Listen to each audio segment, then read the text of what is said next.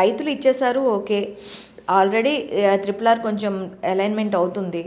అయితే ఇప్పుడు అక్కడ ఎవరైనా కొనుక్కుంటే ఫ్యూచర్లో ప్రాబ్లం అయ్యే ఛాన్సెస్ ఉంటాయి. RRR చుట్టూ కూడాను విపరీతంగా వెంచర్స్ అనేవి వచ్చేసాయి. అవునండి. యాక్చువల్గా ఇప్పుడు RRR పక్కన తీసుకుంటే నష్టమేం లేదు, ఎందుకంటే ఆల్రెడీ RRR అలైన్మెంట్ అయిపోయింది. సో నోటిఫికేషన్ అయిపోయింది, బౌండరీస్ కూడా అయిపోయినాయి. GHMC పోర్టల్లో కూడా మనకు regional ring road GHMC portal అని కొడితే మనకు అందులో కనిపిస్తుంది. మీరు ఏ ఏరియాలో అయితే ఎవరైతే ఇన్వెస్ట్ చేద్దాం అనుకుంటున్నారో వాళ్ళు ఆ పోర్టల్కి వెళ్ళి వాళ్ళ సర్వే నెంబర్ ప్రకారం చూస్తే క్లియర్గా బౌండరీస్ ఎంతవరకు అవుతుందో కనపడుతుంది. దాన్ని బట్టి మనం ఇన్వెస్ట్మెంట్ చేసుకోవచ్చు, అటువంటి ఇబ్బంది ఏం లేదు ఇప్పుడు.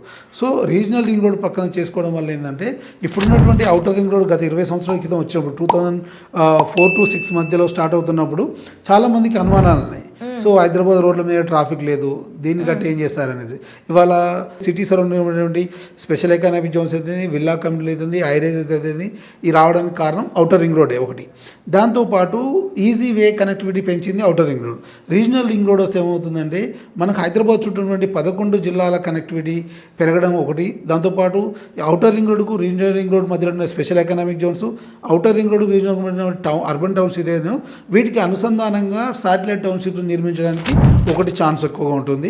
దట్టు అవతల వైపు ఎవరైతే భూములు కొనుక్కుంటారో రీజనల్ రింగ్ రోడ్కు ఇన్సైడ్ కానీ అవుట్ సైడ్ కానీ, సో ఈ ఇన్ఫ్రాస్ట్రక్చర్ డెవలప్ డెఫినెట్గా వాళ్ళకి ఉపయోగపడుతుంది.